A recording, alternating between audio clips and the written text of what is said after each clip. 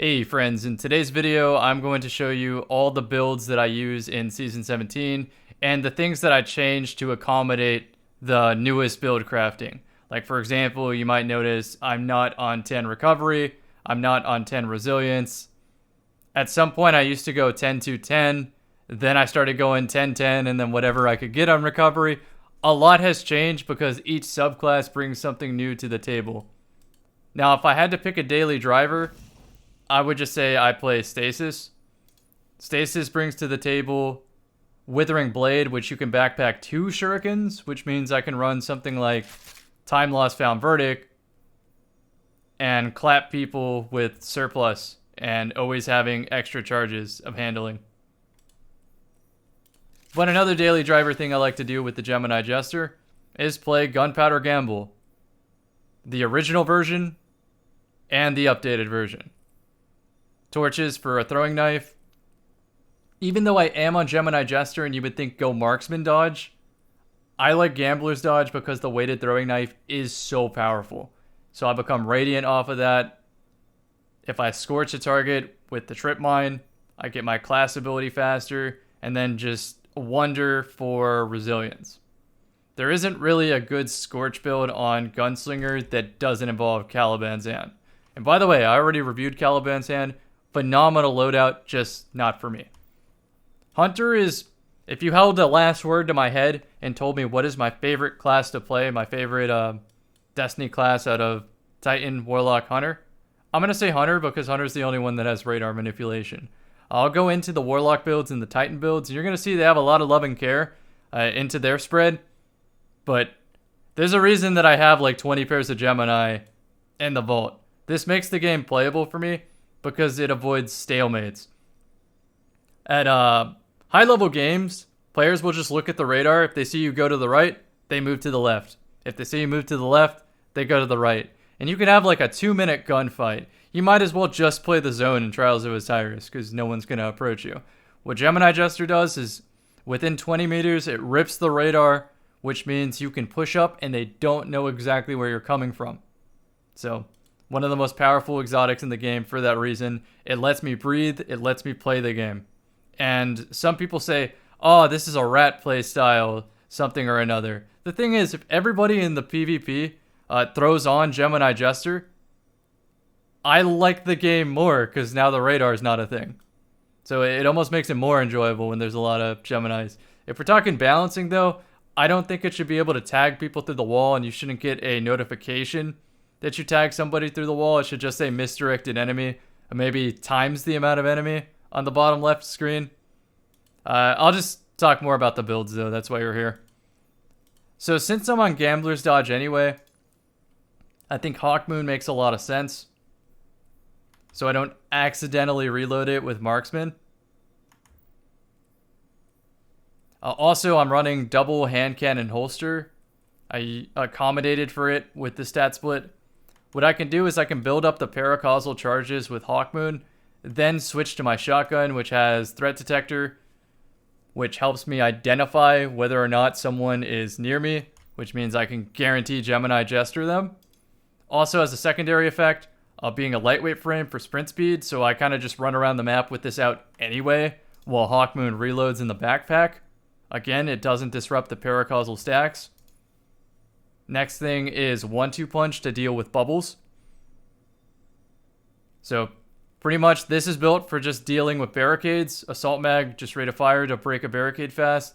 Threat detector for info. 1-2 punch for supers. This is not a shotgun for flying at people. This is a shotgun for flying at people. But I much prefer to have the toolbox. This crowd pleaser is pretty much just a unnecessarily specific grenade launcher. It has threat detector. The only reason I use this GL is because of the sights. I use the sights to line up throws. So for example, if I went like Wither Horde with Igneous Hammer, I would be looking towards the sky with crowd pleaser to line up my Wither Horde Dustfield combo. I know, like I said, it's really, really extra, but that's the fun of build crafting. Get exactly what you want. So let's talk about the other builds. They get pretty specific here. With the arc build, I don't have the fragment set up perfectly for it. Let me see. There you go. So this one is interesting. It's going to be sprint equals dodge. I believe I go jolt nade here. I don't think the rest of them really matter. I'll take the resilience. And then I want the when surrounded, less damage. Okay, so I found the fragments. I use marksman's dodge with dragon shadow. I know it sounds counterproductive because it already reloads all the weapons, but I'm doing this for the cooldown. Specifically the cooldown with Spark of Focus, just sprinting forward. So this is built around, you see the mods, Scout Rifle, and a Glaive. So I actually want to show you this in-game if possible. So not Cosmodrome, let's go eat easy. I want to show you how fast this is, because this will blow your mind. I think this is a standard glaive setup. I share this glaive between my Warlock and my Hunter. So although I am using Dragon Shadow on it, I didn't go for maximum range. I went for the second most range setup. That way, whenever I use this with Lumina on my Warlock with the Arc Souls, I don't have just abysmal handling. It's decent. It's okay. Okay, this is normal swap speed. This is Dragon Shadow. Any further questions? This is a skill gap setup. Accurate in the air when you blink over people. So the hurdle that you have to get over when you use this build is that when you dodge, you are at 10 mobility. So your strafe is going to feel jarringly different. Your jump speed, jarringly different. Now you slide farther. The reason that I'm committing to something not Gemini Jester on Arc is because Arc has flashbang to work with my radar manip. And then secondarily, when you're amplified anyway, it's jarring anyway. So I might as well just build into not knowing how the hell my character is going to move to be able to do this. Any further questions? Okay, let's move on to the next one. We're going to start with the Mechaneer's Trick Sleep setup. On Void, you know what? I actually would prefer that Dim do this. Because it has to change a lot of fragments. So you're going to notice some very low recovery here. We're going to let Dim do its job. This is what I worked on today. Organizing everything. So I'm going to refresh the page. Yes, Twitch chat. This is going to be a YouTube video. So first of all, some asked why Z build. It said that it goes all the way to the bottom, just alphabetizes it. Then I organize it by season. You might notice one has season 19. I will talk about that later. So it's by element, arc, generic Gemini, solar, and a lot of void. So void Mechaneer. Now it's switching all of that in-game right now. I will eventually memorize how to do this in between matches. So if it's like Endless Veils coming up and I want to use Mechaneer Drang, but I was previously on like a pulse rifle setup or something, I should be able to switch it from memory, even in the match.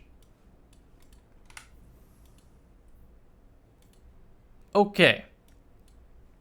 So you have seen this build before on my channel. This is the 3.0 version. This is as good as it gets. I decided to take one resilience. Oh, my phone. I decided to lose one resilience to gain discipline because the spike grenade is a weaken grenade, and that triggers Stylish Executioner, as well as if I headshot somebody who got tagged by my nade, it creates an orb of power. This is important because if I pick up that orb, it grants Devour. And then if I melee, I get health regeneration. So that's the whole idea of this build. It is built around double kills with Drang to make an orb, or cleaning up my spike grenade to make an orb, or cleaning up my smoke bomb to make an orb. All of those work because a smoke bomb is a weaken. Got double unflinching sidearm, swift charge for double kills with the sidearm. Either one works. Get AE as well and very fast swap speed.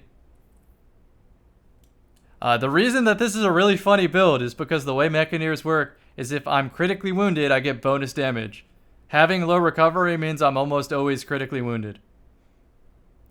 So this exact same fragment setup I use for my last word build. So now,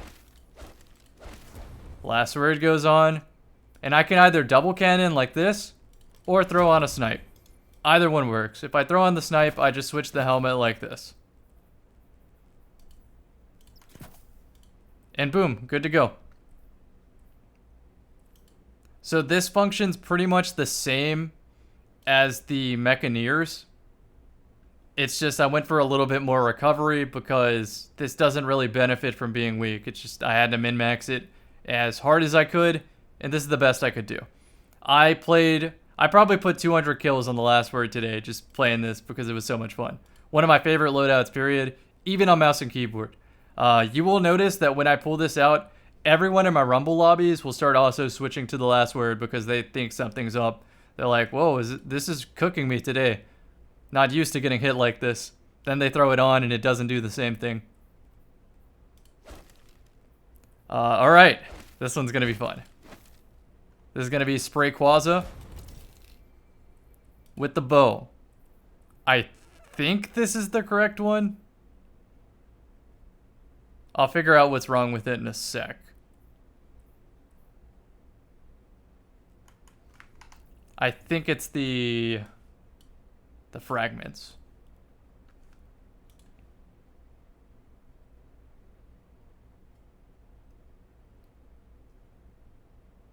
It's the class item. That's what it was.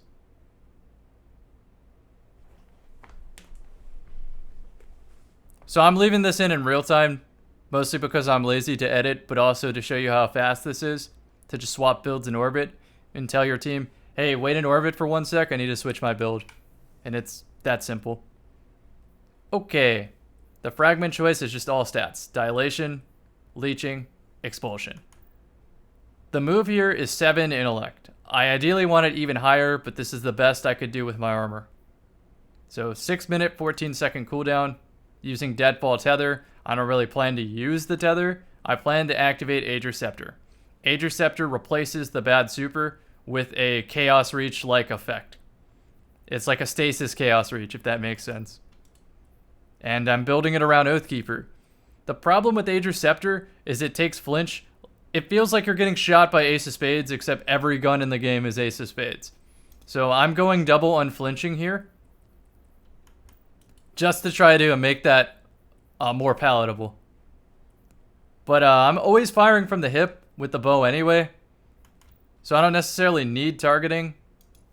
I'll be flexible with how I build this, whether it's going to be trace targeting or not. But a trace is already like perfectly accurate anyway. You're just getting the aim down sight speed, which I don't know if it's worth it with how infrequently I'm using Ager in this build. Pretty much just comes up during super. So this bow is amazing. I will eventually craft a perk right here. I don't know if I'm actually going to go for opening shot. I originally built this bow to not need targeting. Oh, also, by the way, appreciate the memento. Appreciate Spray Quaza. Moving on. Multi-kills with the bow, equal charge with light. That's pretty much it here. By the way, Oathkeepers increase the, they make the reload faster by default, and then bow reloader stacks on top of that. So, the time to kill of a double arrow, so much faster with Oathkeepers. It's going to blow your mind. So, I chose to build into Oathkeepers because I don't always have Ager Scepter ammo. And eventually they're going to make it so that bows have a stow nerf, so I can't just shoot someone with an arrow and switch to Ager Scepter. It might literally just be faster to double tap them with the bow. My problem with trace rifles is I don't know what weapon to pair with them. I feel like any weapon I choose besides a bow is just the wrong choice. So, that is why I wanted a bow build. Another benefit of this is that I can switch to Wish Ender and a different type of trace rifle. Okay, moving on to the next one. This is my Radiant Frosty build. I'm gonna go ahead and switch my frags again.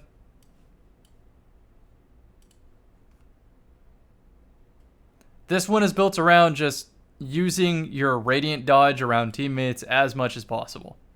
It's a support build.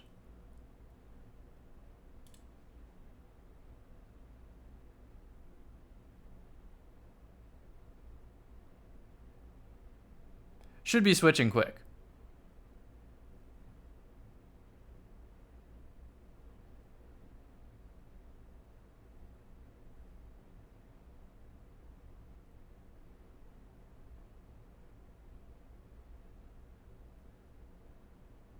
Come on. I can see it. One more to go. Awesome. The hardest part about the 3.0 system is memorizing exactly what fragments you use. So I have showed this one off in a video before. Typically I use it with 180 hand cannons like Malfeasance.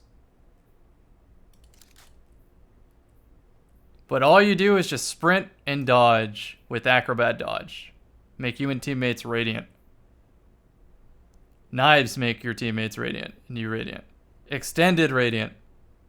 More class ability when you scorch a target. Solar Grenade scorches targets and deals with barricades pretty good. Benevolence. When I grant radiant to teammates, I get class ability regeneration. And then Searing.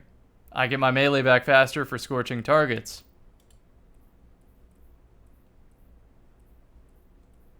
And then Momentum Transfer right here. Grenade reduces melee cooldown. So I feel like I almost always have my cooldowns with this setup. It's a very good setup and tips the scale on making me step away from Gemini. But my only reason I don't run this more often is because if a Titan is at 10 resilience, they survive the 3-tap anyway of a 180 RPM.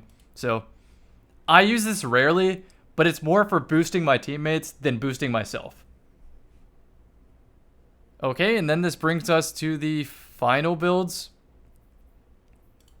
You saw my daily driver, Gemini Jester. This is the pulse rifle version. That's really it. All it is the same build, except it just has pulse rifle goodies. That's it. Alright, now the final build. This build is titled Void Khepri I Hate Trials. When I click this build, it is just stat fragments. Same as my Sprayquaza. You might notice some things in that inventory. I'm not going to equip this, but I'm going to show you it in dim. Arbalist Hero's Burden for Skulking Wolf to get off the radar. Friction Fire Lawrence or Revoker Teraba. And the crazy part is, linears and snipes, the mod cost is the exact same. So this is a selfish freelance trials weekend build that I just run through teams with. With uncoordinated teams, this build feels unstoppable. Just because you get wall hacks, a free pick, and then a win condition. So, I will show you the mods real quick when I equip it. I'm just not throwing the weapons on. And then I think I need... Oh, I should have said that I have distribution and dynamo on the Sprayquaza build to get my super as fast as possible. I need one more mod. There we go, there we go, there we go. It's the outreach one. I need one more class item so that I can better organize it. I'll start actually wearing capes. Now, Edna would be mad at me. So melee kickstart for faster smokes. One thing a lot of people don't know.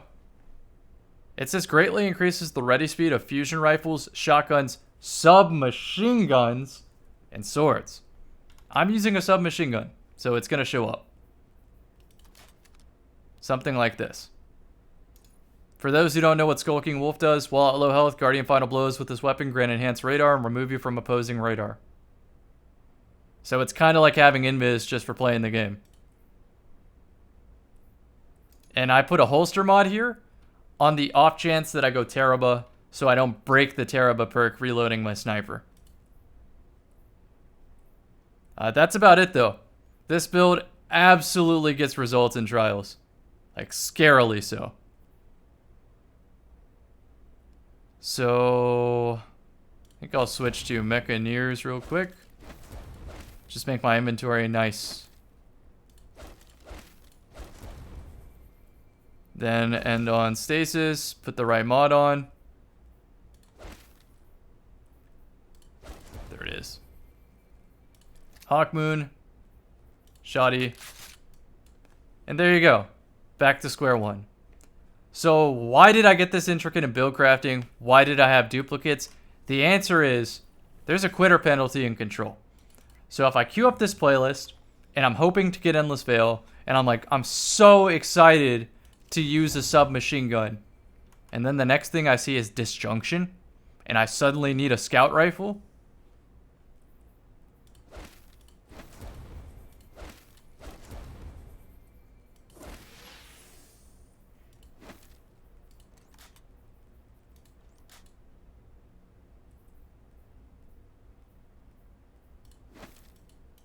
It's that fast. If I want a scout rifle on demand, it is that fast. Oh, it's Endless Veil. I was expecting Disjunction.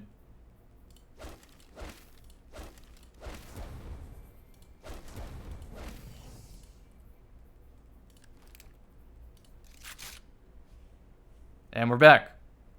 So this is why I was motivated to do this. All three of my characters are plug and play like this. It feels so good. Enjoying PvP. Like, this makes PvP so much more enjoyable. In Lightfall, they're going to add a loadout feature, which should streamline exactly what I just did, except in the game, not on a third-party website. Biggest question I get for build crafting, and I'm going to make an updated build crafting guide, don't worry, is why don't I use D2 Armor Picker? The answer is, I put notes right here that specify which build the armor belongs to. So if I go to D2 Armor Picker, I might use the same armor piece for 5 builds, and I won't be able to just hot swap to each build. Hope that makes sense. Anyhow, I think that covers everything. So these are my hunter builds. Expect to see some of them pop up in commentaries in the future, in trials, gameplays with other content creators, and that sort of thing. Thank you all for listening. I gotta do this again with Warlock and Titan because I'm preparing for a hurricane. Talk to y'all later.